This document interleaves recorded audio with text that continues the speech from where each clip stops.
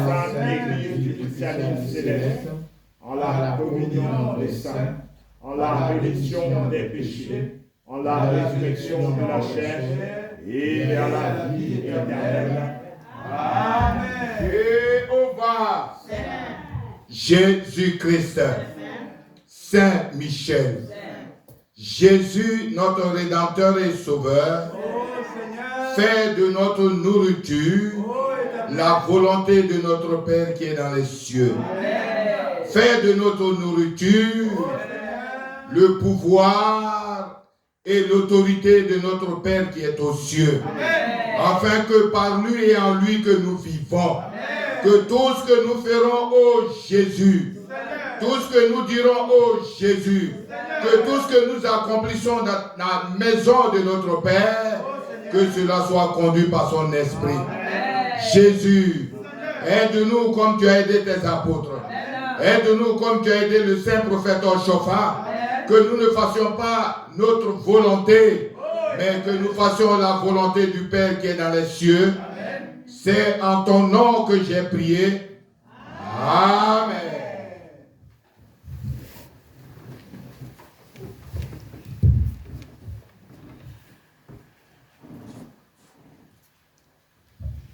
Alléluia. Alléluia. Alléluia. Alléluia. Alléluia. Mes bien-aimés, je vous souhaite encore, je vous dis bonne arrivée encore dans la maison du Très-Haut. Amen. Et je vous salue dans le Seigneur notre Dieu. Amen. Je vous salue dans le nom de Jésus. Amen. Le nom plein de joie. Amen. Le nom plein de paix. Amen. Le nom plein de lumière. Amen. Le nom plein d'allégresse. Amen. Le nom plein de vie. Amen. Au nom de Jésus, je vous salue. Amen. Amen. Asseyez-vous.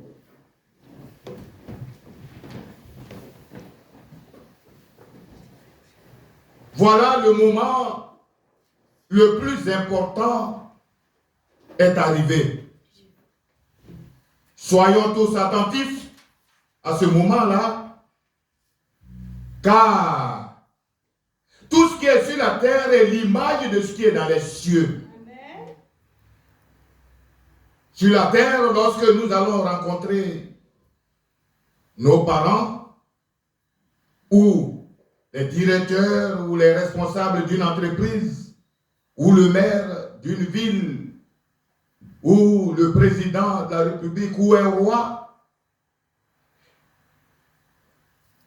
D'abord, nous nous habillons convenablement. Alléluia. Alléluia. Vous êtes d'accord avec moi que quand on va voir ces personnalités pour leur présenter notre doléance, nous nous habillons autrement que quand nous allons au travail ou alors où nous allons au champ. Alléluia. Alléluia. Nous nous habillons autrement. C'est-à-dire nous nous habillons d'une manière propre. Vous êtes d'accord avec moi? Oui. Bon.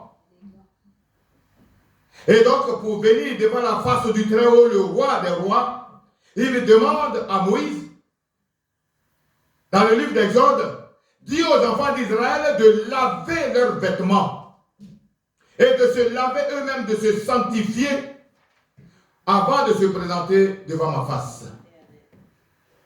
C'est pourquoi j'ai dit tout à l'heure que sur la terre, ce n'est que l'image de ce qui est dans les cieux. Et donc, ce que nous allons lire, c'est pareil. Mes bien-aimés,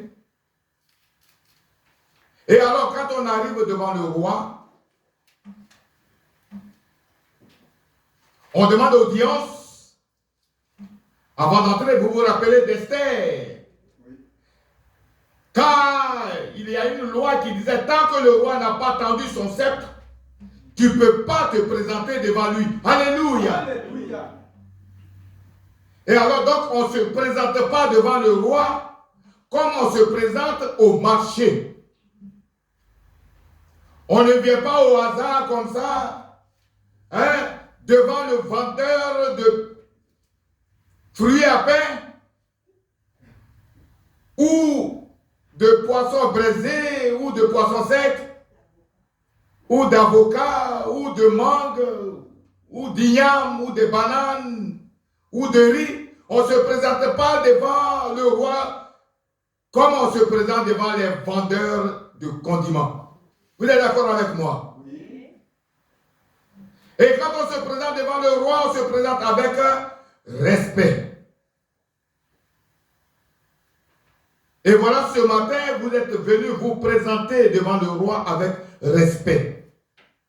Et en plus, vous êtes arrivés à l'heure. Alléluia. Alléluia. Parce que je ne connais pas un homme sur cette terre qu'un président de la République a invité à venir à une audience ou à une fête qui arrive, mes bien-aimés, qui arrive en retard. Je parle du culte. Mais il y a des cultes exceptionnels. Je parle du culte du lieu où on vous a établi. Et je parle de ce culte-là, à ce culte-là, tout le monde doit être à l'heure.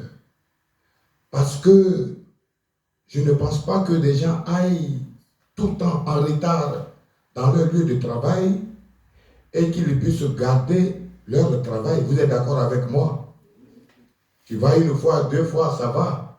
Mais 3 fois, 4 fois, 5 fois, 6 fois, à un certain moment, hein, l'homme qui est le responsable de l'entreprise prend sa décision. Que la paix de Dieu soit avec nous. Amen. Et ce matin, nous avons frappé à la porte du Seigneur. Nous lui avons demandé pardon. Il dit d'accord.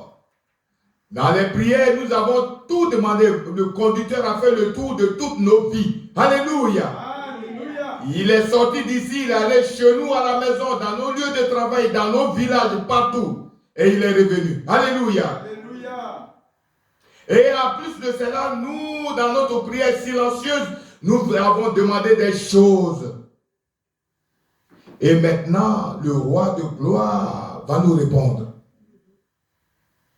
Il va répondre comment? Il va répondre à travers un homme. Mais malheur à cet homme-là, s'il rajoute, s'il dit ce qui vient de son cœur. Alléluia. Alléluia. C'est ce qu'on appelle le faux témoin. Parce que le faux témoignage peut se faire sur le pupitre.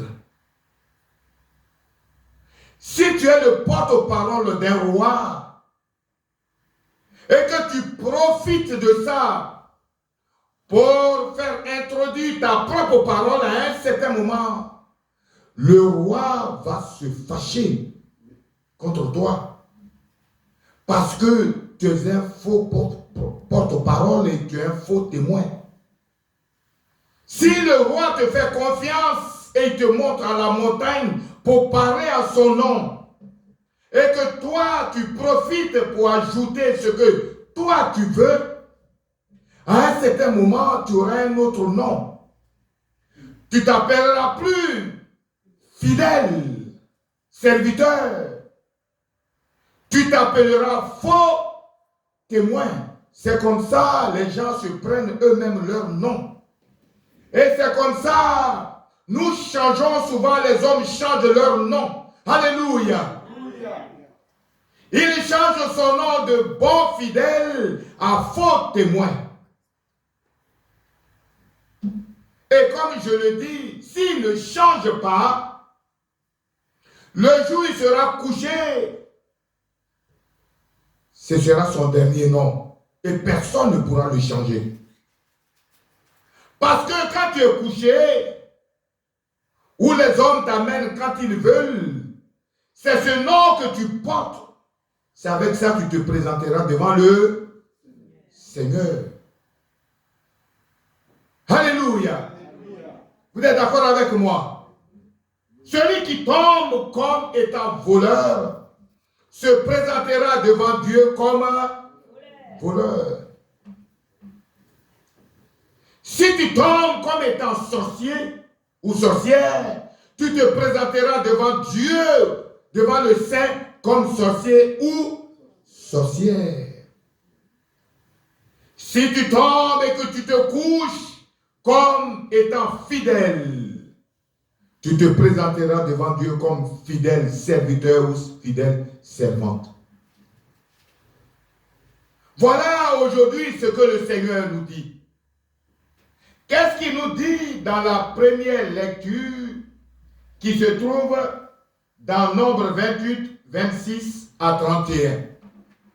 Le jour des prémices. Le jour des prémices. Vous vous présenterez à l'Éternel une offrande. À votre fête des semaines. À votre fête des semaines, c'est-à-dire tous les sabbats. La fête des semaines. C'est-à-dire quand tu te présentes tous les sabbats devant l'Éternel, il dit de ne pas venir les mains vides. Alléluia. Alléluia. Parce que je ne crois pas que quelqu'un rentre chez lui toutes les semaines les mains vides. Qui est déjà rentré dans son domicile toute la semaine les mains vides? Quel est l'homme ou la femme qui, après avoir travaillé, est rentré chez lui dans son domicile les mains vides? Qui? Personne. À moins que celui-là, lui, ne mange pas, il ne boit pas du tout. Alléluia. Alléluia. Autant nous rentrons dans nos maisons, nous achetons des choses pour rentrer dans la maison. Autant nous devons nous souvenir de la maison des maisons, la maison commune. Autant nous nous souvenons de notre maison. C'est pourquoi le Seigneur, dans Matthieu 6, il nous dit, quand vous priez, dites, notre Père qui est aux cieux. Alléluia. Alléluia. Il ne dit pas, dites, mon Père qui est aux cieux. Il dit, dites, notre Père. Donc, nous sommes dans la maison de notre Père. Et qu'est-ce qu'il dit dans Malachie? Il dit, apportez des offrandes pour qu'il y ait de la nourriture dans ma maison. Voilà pourquoi il dit pendant les fêtes de semaine. Parce que tous les dimanches que nous appelons sabbat chrétien est une fête. Ça devrait être une fête. Et pourtant, il y en a qui profitent de ce dimanche de rassemblement de fête pour s'énerver, pour se mettre en colère, pour manifester leur mécontentement. Alléluia. Alléluia. Au lieu d'être en fête, au lieu d'être heureux, c'est là ils viennent, ils quittent chez eux, ils viennent dans la maison le jour de fête pour se mettre en colère. Ils viennent le jour de la fête pour parler mal à leurs frères. Ils viennent le jour de la fête pour manifester leur orgueil. Alléluia. Alléluia. Au lieu d'apporter des offrandes, au lieu de venir dire merci au Seigneur qui leur a donné la vie, c'est là ils vont venir manifester leur mécontentement. Oui. Vous aurez une sainte convocation. Vous aurez une sainte convocation. On dit bien une sainte convocation. Pas une convocation ordinaire. Elle n'est pas ordinaire. Elle est sainte, la convocation. Alléluia. Alléluia. Parce qu'elle est envoyée par un saint. Et donc quand on envoie une sainte convocation, on vient en conséquence de la convocation et de celui qui l'a envoyé. On vient d'une manière saine, dans la joie et dans la paix. On vient et en disant dans notre esprit, je vais donner la joie à mon frère Kofi. Alléluia. Alléluia. Et en venant, je dis aujourd'hui, je viens pour que Maman Adlaï Laoli soit en joie. Et que l'esprit du Seigneur se manifeste en elle. Amen. Je prends cette résolution, je dis, je viens pour donner la joie à mon frère Yvon, pour que pendant sa conduite, qu'il soit en joie, qu'il soit en paix. Alléluia. Voilà les résolutions de la sainte convocation. On ne dit pas, je vais régler mon compte avec celui-là aujourd'hui. Je quitte chez moi pour aller régler les comptes avec lui. Je quitte chez moi pour aller m'énerver dans le temple, pour aller dire ce que j'ai envie de dire. Oh, c'est une sainte convocation. Oui. Vous ne ferez aucune œuvre servile. Ah! Vous ne ferez aucune œuvre servile. Parce que vous n'êtes plus des esclaves. Alléluia. Alléluia. Oui. Vous offrirez en holocauste Oui. d'une agréable odeur à l'Éternel. D'une agréable odeur. On n'a pas dit quand vous allez dans le supermarché, quand vous achetez les pommes, vous gardez celles qui sont grasses et bonnes et vous offrez celles qui sont pourries ou moins chères. Non, on n'achète pas les choses de Dieu à moins cher. Alléluia. Alléluia. Parce que c'est un roi riche. De toute richesse. Ah oui, mais je vais acheter un truc. Mais c'est cher, hein. Dès que tu dis c'est cher, hein, c'est plus la peine d'offrir ça. Ferme les yeux. Achète. Et viens offrir. Et quand Dieu te donne, il ferme les yeux. Il prend dans son trésor et il te donne. Il ne calcule pas. Parce qu'il sait calculer. Hein. C'est parce qu'il sait calculer que nous savons calculer. Alléluia. C'est parce que l'Éternel sait calculer que nous savons calculer. Il sait aussi dire, ah oui, mais moi aussi c'est cher, hein, je vais lui offrir les derniers fruits. Les derniers que le pommier a apportés qui sont pas bien sucrés. Alléluia. Il sait le faire. Si nous savons le faire, c'est lui qui savait le faire avant nous. Alléluia. Alléluia. Voilà pourquoi il faut lui offrir des choses agréables. Et quand tu n'as pas forcément de quoi acheter, offre-lui de ta personne. Offre-lui la joie de ton cœur. Voilà ceux auxquels Dieu prend plaisir quand tu viens le prier. Mais tu viens l'adorer et tu envoies plainte sur plainte, lamentation sur lamentation. Alléluia. Alléluia. Ceux qui se lamentent sont dans les hôpitaux. Ils ne peuvent même plus parler. Alléluia. Alléluia. Ils ne peuvent plus rien dire.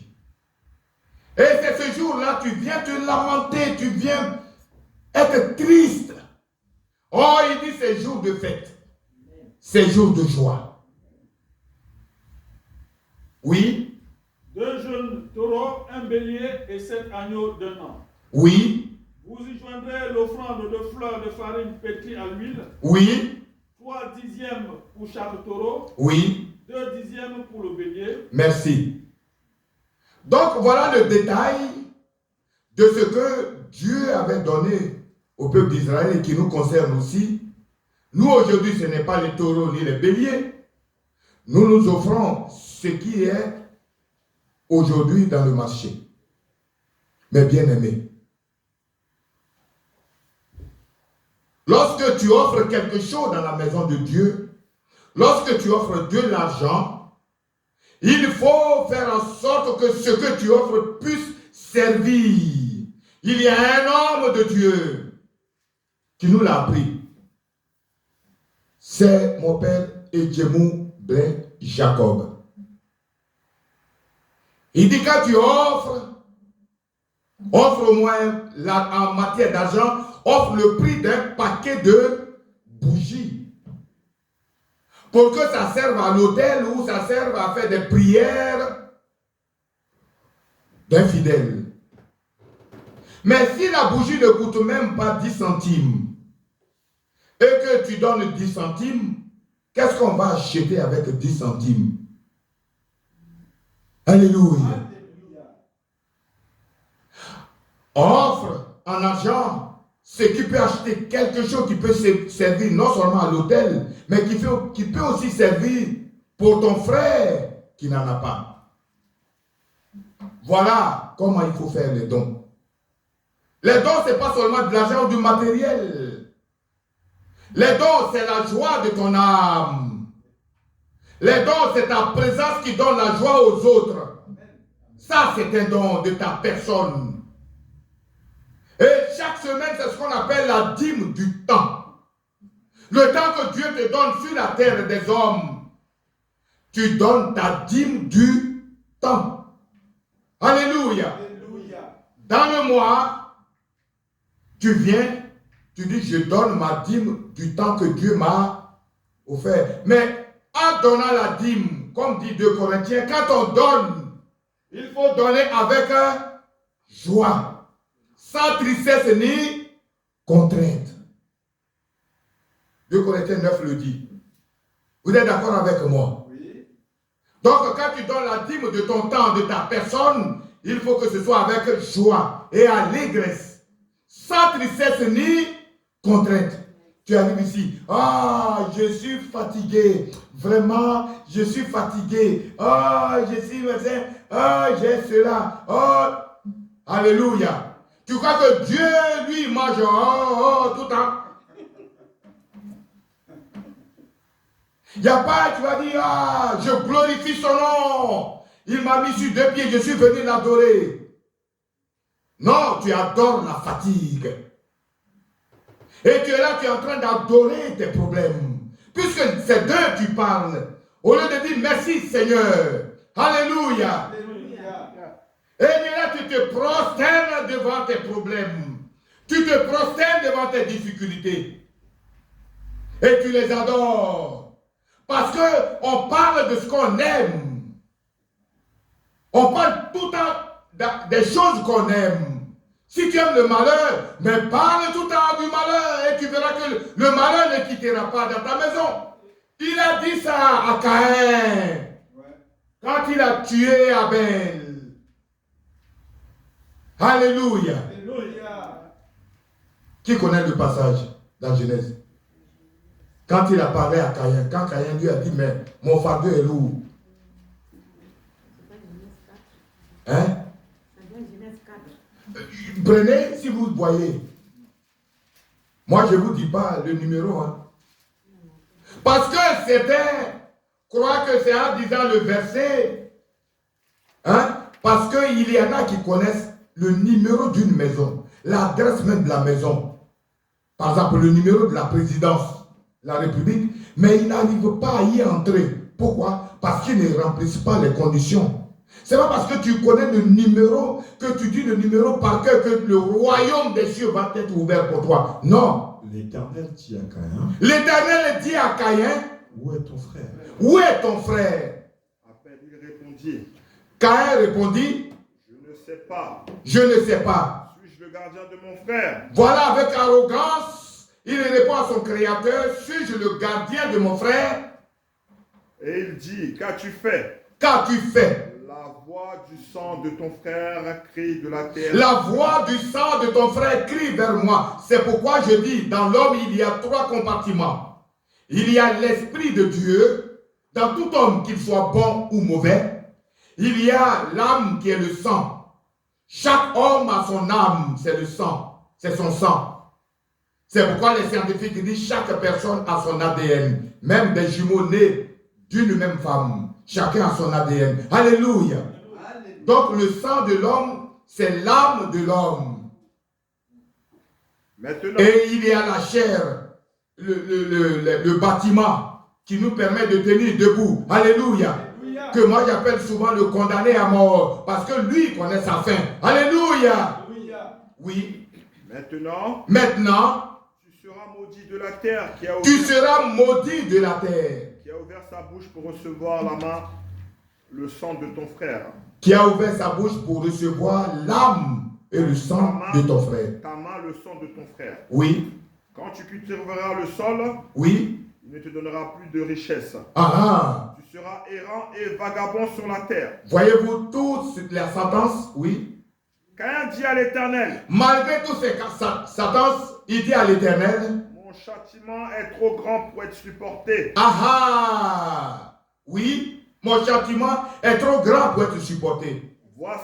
Voici, tu me chasses aujourd'hui de cette terre. tu me chasses de cette terre. Je serai caché loin de ta face. Il ne reconnaît pas, hein, il n'a pas reconnu ce qu'il a fait.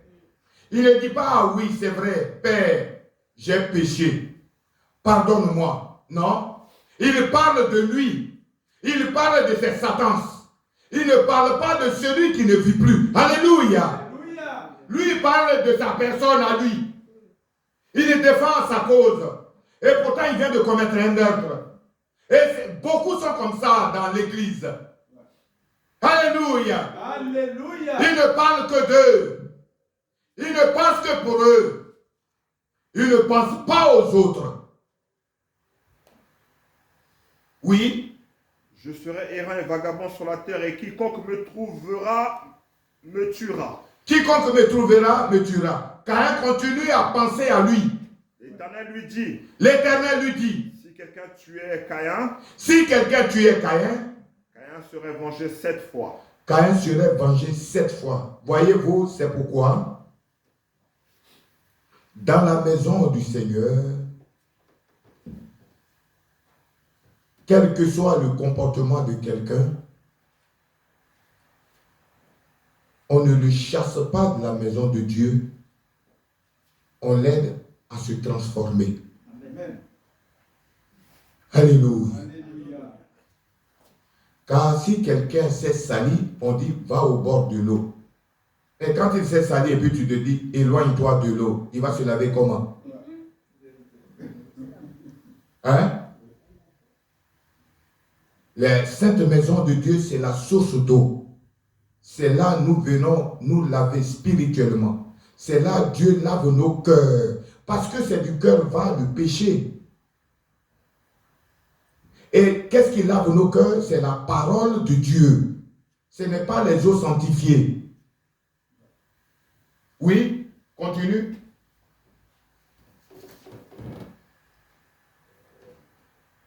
Caïn serait vengé 7 fois. Oui. Et l'Éternel mit un signe sur Caïn. Oui. Pour que quiconque le trouverait ne le tue point. Oui. Puis Caïn s'éloigna de la face de l'Éternel. Oui. Et habita dans la terre de Nod à l'orient d'Éden. Il fallait peut-être remonter plus haut où il dit à Caïn, si tu enlèves la colère, au moment où Caïn et Abel ont offert l'offrande. Abel de son côté, une des premiers-nés du troupeau. Voilà, c'est ça. Où Caïn s'est fâché, Dieu a dit, si tu restes fâché, la colère couchera toujours à ta porte. L'Éternel porta un regard favorable sur Abel. Oui. Et sur son offrande. Oui. Mais il ne porta pas un regard favorable sur Caïn et son offrande. Oui. Caïn fut très irrité, pardon. Caïn fut très irrité. On dit Caïn s'est fâché contre Dieu. Caïn fut très irrité. Très irrité, c'est-à-dire irrité, c'est au-delà de la colère. Quand on dit quelqu'un est irrité, après ça, c'est un meurtre qu'il peut commettre. On dit quelqu'un est fâché, c'est juste une petite colère qui passe. Mais on dit quelqu'un est irrité, c'est au-delà. Ça dit que la puissance de la colère qui monte en puissance. Alléluia. Oui. Et son visage fut abattu. Et son visage fut abattu. Ça dit son visage était triste. Oui. Et l'Éternel dit à Caïn. Et l'Éternel dit à Caïn. Pourquoi es-tu irrité? Il regarde le visage de Caïn. Dieu regarde le visage de Caïn. C'est comme ça Dieu regarde nos visages. Alléluia. Alléluia. Quand nous venons dans la maison de l'Éternel, il regarde nos visages. Et Dieu regarde nos visages et il voit que nos visages souvent sont tristes. Parce que le visage est le reflet de ce qui est dans ton cœur. Le visage est le fruit des sentiments de ton cœur. Et Dieu regarde le visage. Il regarde l'aspect. Et qu'est-ce qu'il dit? Et pourquoi ton visage est-il abattu? Il dit à Caïn, pourquoi ton visage est-il abattu? Si comme Dieu ne savait même pas ce qui était déjà dans son cœur. Certainement. Il a commencé par son visage. Certainement si tu agis bien. certainement, si tu agis bien, tu relèveras ton visage. Tu relèveras ton visage.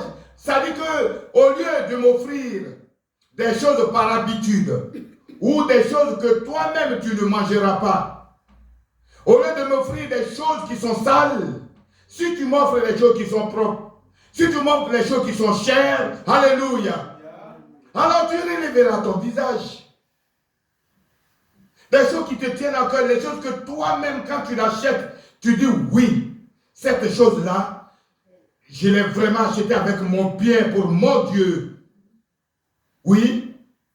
Et si tu agis mal, et si tu agis mal, le péché se couche à la porte. Si tu continues dans le chemin que tu as pris, le péché se couchera. Ça dit le péché va dormir avec toi. Le mal, le négatif va dormir avec toi. Si tu penses toujours mal et négatif, le négatif ne quittera pas ta maison ni ton entreprise. Alléluia. Alléluia. Si tu es là tout le temps en train de te plaindre, la plainte ne quittera pas ton entreprise. Alléluia. Alléluia. Si tu as toujours peur, la peur ne quittera pas ton entreprise. Alléluia. Alléluia. Et oui, c'est ça. Il nous a donné tout pouvoir. Il nous a donné tout pouvoir. Mais nous troquons, nous changeons notre pouvoir avec le pouvoir de la peur. Il nous a donné le pouvoir du courage, le pouvoir de la foi. Mais nous avons changé notre pouvoir de foi en pouvoir de la peur. Alléluia. Alléluia. Oui, continue. Le péché se couchera à la porte et ses désirs se portent vers toi. Oui. Mais toi, domine sur lui. Il dit bien, il a donné le pouvoir à Caïn de dominer sur le péché. Mais qu'est-ce que Caïn a fait?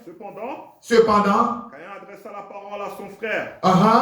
Mais comme il était dans le champ, oui, il se jeta sur son frère. Il se jeta sur son frère. Et le tua. Et pourtant Dieu lui a dit, je te donne le pouvoir sur le péché. C'est comme ça que Jésus nous a donné par le baptême, par l'onction. Il nous a donné le pouvoir sur le mal. Alléluia. Et je vois encore des moins qui se lamentent, qui sont dans le négatif. Alléluia. Alléluia. Pourquoi? C'est parce qu'on a donné le pouvoir au péché. C'est nous-mêmes qui avons donné le pouvoir au péché. Or, Dieu nous a dit d'être fréquemment devant sa face. C'est pourquoi il nous a oint. Alléluia. Alléluia. Et nous, on va louer, on va adorer, se prosterner devant celui qu'on appelle la paresse, la négligence. Le haut, c'est pas grave. C'est pas grave là, c'est un Dieu. Et quand tu dis c'est pas grave, lui, il est content. Il dit, dors mon petit, dors. Il tape sur tes fesses comme ça. Il dit, dors, dors. Ne va pas prier de qu'est-ce que tu vas aller. Dors. Dors, tu vas voir. Je vais t'apporter des choses. Alléluia. Oh, Dieu nous a donné le pouvoir. Gratuitement. C'est-à-dire, tu marches, non seulement tu marches, ça te donne la santé. Tu viens ici, tu te prosternes, tu lui confies au moins une fois, 2 fois dans la semaine, et tu puises dans la force et tu rentres chez toi. Alléluia. Alléluia. Mais ce pouvoir, nous l'avons légué entre les mains de celui qu'on appelle le Dieu de la paresse. Le Dieu de oh, c'est pas grave. Dieu est partout. Le roi Ézéchias savait que Dieu n'est pas partout. Lui, il était dans une maison royale. Quand ses ennemis l'ont menacé, qu'est-ce qu'il a fait? Il a pris la lettre des ennemis et il est venu dans la maison de Dieu. Et il a ouvert la lettre devant Dieu. Il dit, voilà la lettre qu'ils m'ont envoyée. Alléluia. C'est ce qu'on appelle dans l'église du christianisme céleste le couvent. C'est le couvent. Vous laissez ça et puis vous allez chez les autres religions pour dire, vous êtes chrétien céleste. Vous avez un tel pouvoir de parler à votre Dieu, étant dans le couvent, et vous allez, ouais, je vais dans une retraite. Tu vas dans une retraite, C'est la retraite qui t'a enseigné comme loi. Chaque pays a sa loi. Les États-Unis, là, aujourd'hui, ils ont une loi. Ils sont en train d'imposer leur loi aux Européens. La loi des douanes. Alléluia. Et les Européens ne peuvent rien faire. Pourtant, on est sur la même terre. Chacun a ses lois. Chacun obéit à ses lois. La France a ses lois. La Côte d'Ivoire a ses lois. L'Afrique a ses lois. L'Europe a ses lois. L'Amérique a ses lois. Alléluia. Même dans les villes, même dans chaque ville du même pays, le maire peut faire des lois pour sa ville. Alléluia. Si tu ne veux pas vivre selon les lois de la ville, change de ville. Mais tu ne peux pas être dans la ville au moment où on dit, aujourd'hui, il y a des maires qui disent, ceux qui sont mineurs, il y a couvre-feu. Si toi tu es mineur, si tu ne veux pas respecter, change de ville. Alléluia. Ah oui. Si tu ne veux pas obéir aux lois de l'église du christianisme céleste, mais change d'église, il y en a plein. Va aux catholiques ou va aux protestants chez les évangéliques. Tu ne peux pas être dans l'église du christianisme céleste et vouloir pratiquer les lois des autres, de nos frères. Tu ne peux pas être dans une ville où on te dit couvre-feu. Tu dis non, les autres villes, comme ils ne font pas couvre-feu, moi aussi je ne fais pas couvre-feu. Mais le maire de la ville dit couvre-feu. Tu ne veux pas obéir au maire, mais change de ville, va où le maire ne fait pas couvre-feu. C'est simple. Pourquoi tu devrais être détruit? Pourquoi devrais-tu être appelé rebelle? Alléluia. Alléluia. Deuxième lecture pour finir. Et là, Jésus nous dit sa nourriture.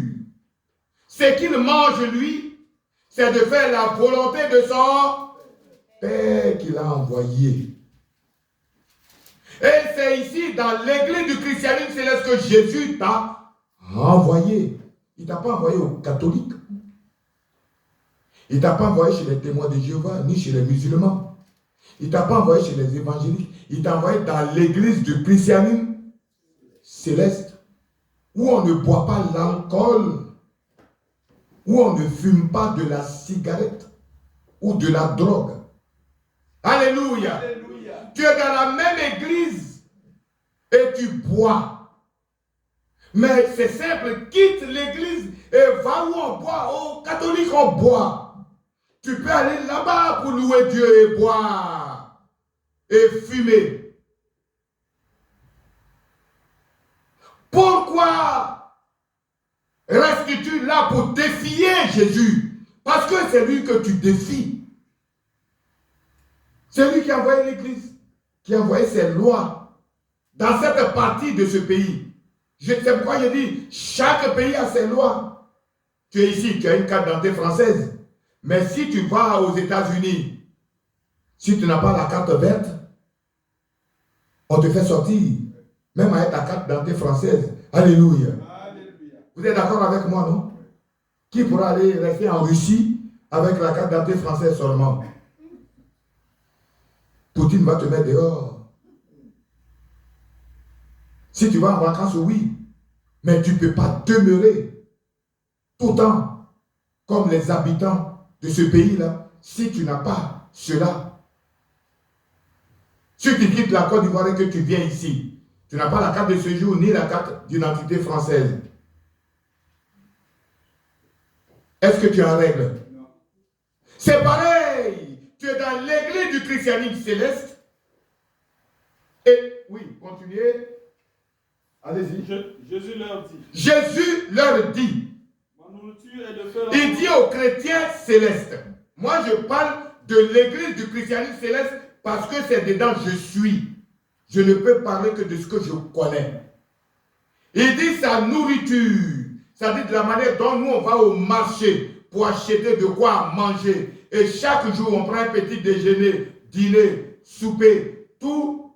Alléluia. Dessert. Il dit lui, à la place c'est de faire la volonté de celui qui m'a envoyé. la volonté de celui qui l'a envoyé. Lui, Jésus. Mais toi, qui t'a envoyé dans l'église du christianisme céleste?